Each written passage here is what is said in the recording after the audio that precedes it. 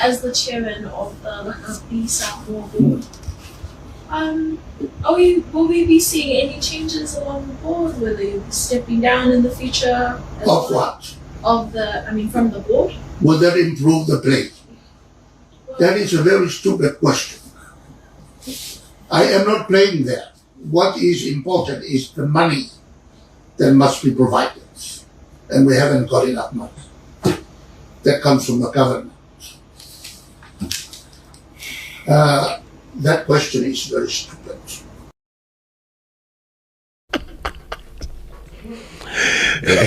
Ese se umaka ka sa onga ia. Kusa whainga le au o kamaka alo. O whanako o whaifori skala whainga le au ngō leanga coach. Ia, whainga le au le lawa kupe.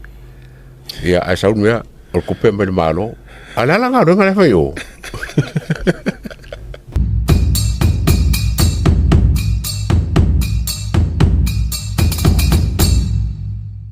Ar vaenga tāua matautia li ataua le uwai atu.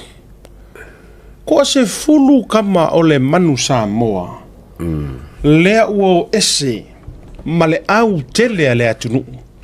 A le toi o se anga koe ka alo matili. E sa ili ei pe tātou te qualify mo le ipo le laulaki. Mo ki ngoala le qualify. Ko se fulu anga le lima e anga u koe kolina. Ai se fulu tama tā alo. O ese. O ese. Wa kusa ngisi ulevea, la vea. Al ko kele o koe mga miera kalapu. Ko mai fa o. Personal reasons. Mangkua le mai fo ia. Mo tau sila tu la Samoa i le tu inga vaenga whapia. Ia, le weekend whai e tiri ka ronga le. Ia, e le inka ko supporters ke le ngai ko lalangi wae. E le inga Samoa. Ok, wharonga Samoa ngo fo tiri. Ia. Wa le sa taalo nei machili America. Le sa taalo America kusa kalonga le. Ia. Mo miel tato manu malo. Now, a fo i mai le issue leo le to se fulu o ese. Ona o mana tuai leo le tali e tu la epa. Anga i le fai fesili le na fesili. I'm not sure por fai fesili le observa po seis. Media. Le sa fesili e fa karangoa ngarga malo le kui mele makar koi. Ya, o le tali la le na tali e tu la epa. E le ifanga ianga kadi. Ai kupuro mar mele. Sa fonga amerikani ka malo wanga o fesili o le fatanonga le last week. Ale fato last week ora makanga o vayaso. Vayaso le. Ale fato tupu leo ese. O le to se furu lea. Le ngata na lave venis a u koe fo inisi kalap. Ai fa fonga merkadi ar kai kai fongo la kapi. Na o tali e stasi ofisili le tustala. Pele o sila se tulanga o lea. O lona fa ma vai ma le tofinga fa te fono lo ia fa fonga tali le tomaro. Just as the chairman of the Lakapi Samoa board, will we be seeing any changes along the board? Will they be stepping down in the future? Of what? From the board? Would that improve the play? That is a very stupid question. I am not playing there. What is important is the money that must be provided. And we haven't got enough money. That comes from the government. That question is very stupid.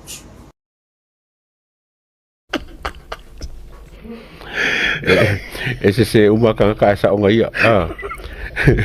Kusa whainga le au o kamaka alo. O whanako o whaifori skala whainga le au ngō leanga coach.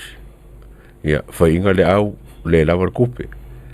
Ia, ai saun mea, o kupe mai le malo. Alala ngā runga le whai o. Mga ngō waka. Kia kore whinga o kalala ko inga. That is a very stupid question. Oh my God, boy. Ale lawa kupe. Would that change the play? I am not playing. Takar ko inga. E suyer ka alo. Ko sa fesili nga mo na tato matu. Ala fesili yes tamai tai twistala. O ye sa fufuanga fo ilele e te fase tuanga lu io mo le lumana io le lakapi. Ya ona o tulanga i unga wa ta oto mai taronga. fa merkali ka maro e sui e ka alo kam e sui e pe wa wesi mai o una ka alo e ka alo una ka alo la ko o le fa fika uri le kupu e le or ka alo o le skupi le skupi o le ngai mai o le yo se kupi fa fika uri le o le se kupi e le o le ngor ka alo o le se kupi o le winga na lautana e fa nga wa kukupi ia langa ai wa tete musike ngi mo tau fe le fa fo ia ma dimor ko inga te ore ko kariala ko ko official ko dai na leina le to fanga i rose si anga pala lasi mai la kama seifa ya wa on manga ia o fongo city store melia wa ka nga fa ma vai a ore se kupe o langa oi yes ya ngo lo ke fa sa ala ukari wala fa mai I am not playing. Yeah, if I don't know, you are playing with the money. You are not playing with the ball. You are playing with the money. Yeah, why? Or fisiri sa nga. Na e mafuanga fisiri de kusikala pe kele ungo fa mavai. Ele ai masesi o ko fi eva ko se kupi. Or kala mo nga. A fa ye struggle ka ko le ator kupi. A o ela ke kai kai fu. Ai se a o struggle lai. Ma fuja o fiu ko le wil paelo e le wil paelo le awala fai me o sponsors au mo kwa ingo sponsors le ai kupu ka hi ko mo yo o matua le manga ngao mana tua mai foi ngai ka ku kampangi sa mo le atoba o le tele ama le tele maybe 5,000 10,000 20, even 50. Le kai laingi ni la kapi nga mea. Kulo. O mena, ta mai sponsor nga, e nga mo me o yungi mariki nga fa nga solo tournament ya ale ngu umare ngu. Ai aka ku karango ile mangusa moa.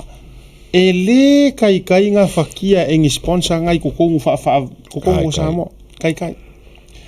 Ale ngo mar frekupe.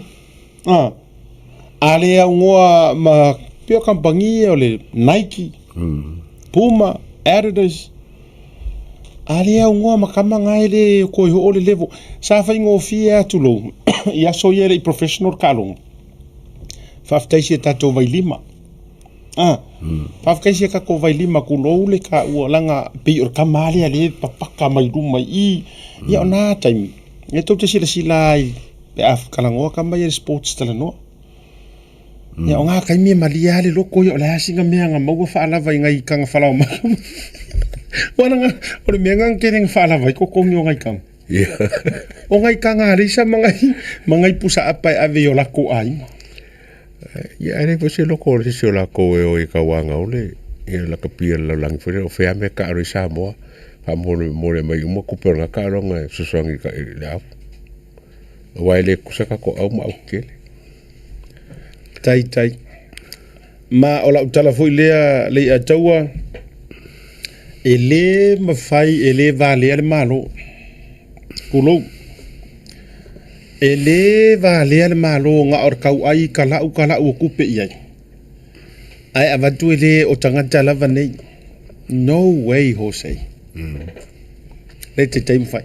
Mai ona ole o kava o mantuol tatu ole that's one of the breaking news in ungol proklame fa malulu tu ona ile ola vea tu ungol sports tra no ale mainga le ona mai ona pu ele sports tra no ale fatu au ki mai le tu langa le ya pe afa pe te ua tu sports tra no na ne ile o kava tu ile vainga le fa te ole wa vatu ungol tu te ya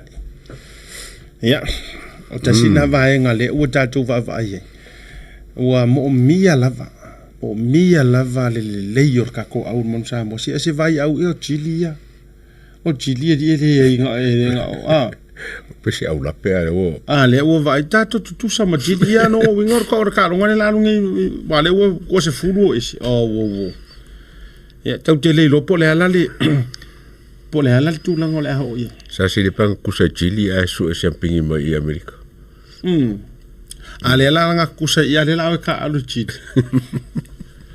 e pepe se a foi au chidi ma fai me o yo le te le yo nai vaenga na ya e te talo fo yo le ma swinga mali wala nga afai ele ma fai malo le wo mang fa mangingo man mele ele ma fai malo nga fai ngi swing ol lakapi ua tu maoti o le lakapi ua tu maoti lono winga na paua tangata la tau te fai swinga ia na o e o lo i tutonu o le board le laulau a fongo paua na o ila tau e tau ala mai i se la tau fu i fai ngā palota palo kainga o kofi so e whainga ka kou o i le malo.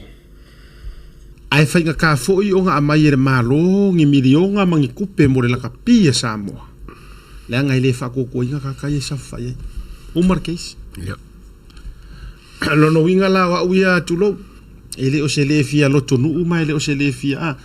Lea ngau ka ko aka ko ilor mea sa o kong whai e le fia o lea ngasala le mera ngā.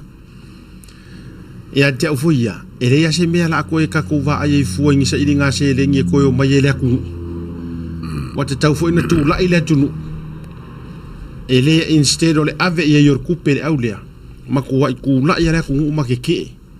Ma fai i a i vaenga lea o e se ia. E le o le coaching, e le o tamata alo fu. Wa o le alau se lau pasengeli a tau a te alu e ave pea e loa e ke alu. Ele o vakuar se lau pasenge e ke whao ngai. Ngā, e whaiasi whainkāram ka apure maresi mea. Ka kere vai whakasi se li poki o li poki mai nge lakapi yungi in kupe mau ar kausanga ma mea fore se kau whapea kore kara kungu oi kāra whaisi au. E mere, ngā whao kua kupe mau, kere kupe sau, ai sawan mea, ele lava. E sa o e tatu whaatara noanga ma le to fa por sunga tu sa mau fata Ryan le wa via minister al fa nga le nga fa i fa palot ena sa no sa o ya fata Ryan mo le vana nga lu e tono la pisa mo long ko kongi nga ya mal me a o kai mi le nga le kai mi le nga le e o ki ko kongi o ngai ka nga ka pulenga ma le o fenga nga la pisa mo e o fo kongi ngai kamaka al sa le ile a o le mawalunga yo le alu mang Samoa ar kemingi la yo kia ko kongi o kama le ko kongi o ka e sa fa fai ya ku sara yo ki mo me uma la ke de ku pe ka la ke de ai fele le fo e fele le ya ki ngang ka le o fila wo di ngo fo e fele le ale fele awa si na king ora ori ka yer mong Samoa kulo e tato ele fa pe a mea ele ma fo tato so tanga ma fainga wo e ta ai fa la isa ma ko kala ma tu la wala nga mga ko mai a e ma fa mai oversize e quero que ngo for ma fainga ave yor valele o ngo fo ngari ako first class e oi o ko le management look fa kwai o ko ke fika mai langa o ko fautu ala ing fa penga la o ko kingu ale la tu fa yatu a fa ka ka alo pa ke ki meia e never ever ma fa ngo fiese se o ko ngo foia ele ma fa kama fo ye economy class ya la me o fo ya la ngale fio fio yo la le fio la manga yer ke fua mo e fua yo te or me uma ko kongi ru ma lo mira nga pa ko le au yo ya la nga lo au le anga le au ya li ma fa ya ma ga yo la nga fo yo wa si la e o le mo mai se ma fa so ma stasio o so tanga fa tu ina sai o le wo kap le nga o i le wo kap le nga la krenga o ma ngai falangi Poloka ako le World Rugby le level 4 air or something or lesi one of the 7-star hotel expensive hotel falang Poloka ako le follower nga for official ma peleskengi o le yungi o la kapia la langi na ye maka ko o le famaila le famatalanga man ka ilo fo ia wa o meu luxury fa casino kama fo ie le VIP sima ka ilo fo kama nga pe ko kusa ma levo ie le fe fe wa ima mo ila odi ia o fenga sa nga wala ngal mga kole la kapima le mal ai le ngi la kapia la lang o kanga ia lenga lei au me nga ringo fa penga le foi ba ko ba nga ba ko fa first class umai au kama ia re ingo o le ngol mo ngaku o kaka kongu la ngale ia lenga lei au ai ko mai sa mo I'm not playing in there ai ko mai sa mo americani I'm not playing in there que mo ko nga ko inga ile se kal pero la kal pe o lo que ngor ko inga o mori pues ko mo ko sa mo ngo fole kof o sa ula le ku fanga me ai fanga vale o fa kula mo se me ko inga fa porque ile o la ko por si ele ko se me ai pa la mo ka ka o fa lo rapi ya ngaro ya ke lo wala lo ko inga wo mo nga ai o ka penga mo no o wo fa ya fa porque nga sa ko fa you call me, come. Yes, I was king. Where's my food? Working. Oh, sorry, boy. Sleep inside, not sleep outside.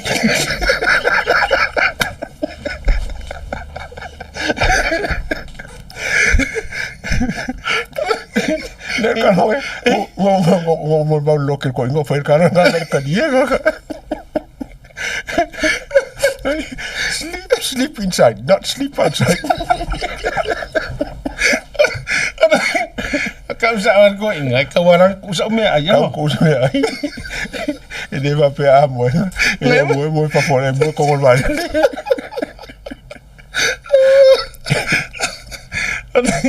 So ali ro di bo e ko is going o ke ri ro po o ye. Ini no polo su nga wa al ko nga mi la nga le mo ka ko kama mala nga ya le ko nga mai le kumalo le ese trick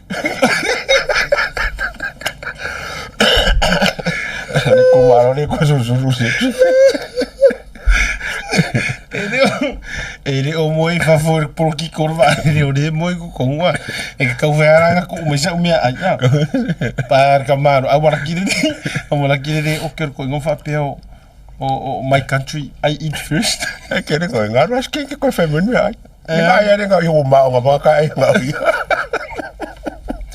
e ina okay au ko nga sa ko nga sa anga policy o lai I'm inside I'm not outside malo ni ante ai me ayo yang afanya do war mori mauri o kisko ya ona imotunga afa ona ore tanto ona kapi oka matua tele nei tato coaches mai mau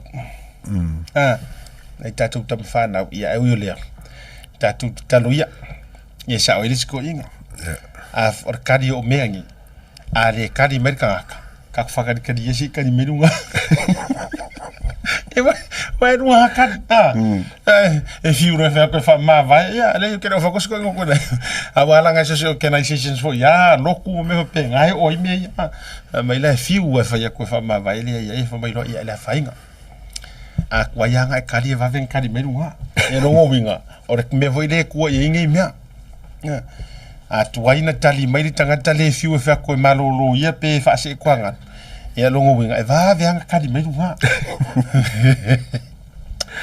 ya e ile tato wa fiso ta inga le tar fa le tato sum tato fiso ta ye fo ile tale o le fa ya la fio mi fo ile tato malo le tar fa ya wa fo ia le tato wa fa so ya ai o hani si va inga na tau mai tau watu sa fo o sa mo le ya so mana ni si fo issues o tu beli ka o vai de fa kalonga a kulepa ia Mare foi de fakanga kulepa nga fai. La o mai kau le fakanga kulepa. So le pea o kalonga fa ma vai koi. Ui. Te manga ia. Ila o mai kau au ia. Wa lenga sa kala foi pe kai mo mo vai wa a vesa fa kai ro ia le pa. Ilo ngai ku malo. Mo vai fo wa ila o pole fa pe ia o ia. Upo foi nga fa lalo. E ka ke vai fa ka si wo foi ku le po upo ia. Ya. Sa wela ele mbalaga ngo fo inga wo se fu sulu ka usanga. Ka ru nga pale mai le kofi. Ai sulu pa inga. Sulu pa inga. Pa inga. Na to usanga pa inga. Wow. E ke ala e pe o ko nga apu ke mai ka o koi. pe wa makanga ka ngo fa ma ba ko wa ngai ya mar fisi fo le fa rongo wa ka wing suinga kongol paki ya nga ko fa ma ko fo me sa ka ngo fo le policy sale al paki ya mar kulanga fo pa fa pe la vai ya ai pe si o menga nga mari la fa rongo fo le kai mu mo fa rongo fa la le li ku malo ya mare po ya ya o la ku manga ku mai ya that's not good ya sa ka fa rongo ko ingai ya kalau gue lah ya le ele kako le palo ko o Samoa o le maro fa kasi mbere ko ngi kala ko nga fiere ngai palo kalen fai iya ele palo ka Samoa ya kuranga nga Samoa ule vanga ye ele se kuranga fo mal kuranga fo kala fe ngai bebe la manga me o le maro fa kasi ole ase mana to ina ye sa tauna la tatu lango isala elu pe le tatu lango isala elu pe yo tasina o ta upula wolungo lo langa ni te ye ka ora ye lo le email el wo mes ese o isala elu fo le o ngo le li ye ba isala elu le ngi fanga por malo fanga por kikire ngi ya ba sen mele po kongole fuka wo inga fo le mra ha masi li Jerusalem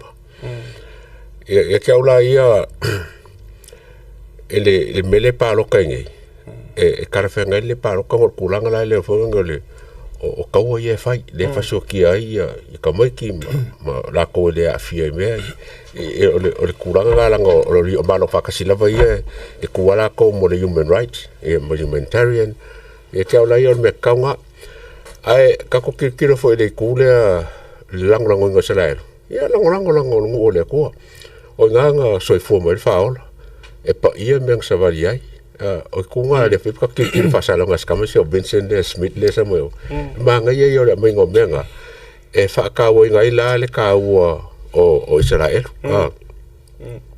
so e ka ola ia o le ka ko lang inga o le ngu o le ko me sa ye me ko po mai kai mi wo ke a male ya me se ka ko fa ola fo sa badi ke longo fanga ia ya mangu nga fo le ko e ave mo ka sala ai wo mix fa kasi la mal por kiki le ye ngai ma fa wo inga o ai pa ia fo le ye ma ko ai nga e pa ia ka sala lu pa ia ya ila Jews e pa ia fo la muslim pe kasi ai pa ia o mai ala ko Vela ele kanka ko fa kasi menga ru ko ese lava el por kiki la ko mo ka wala fa ngai ese mo ka punga a ko me fo de siko o le fa ka wo inga o ka po inga mar ka ko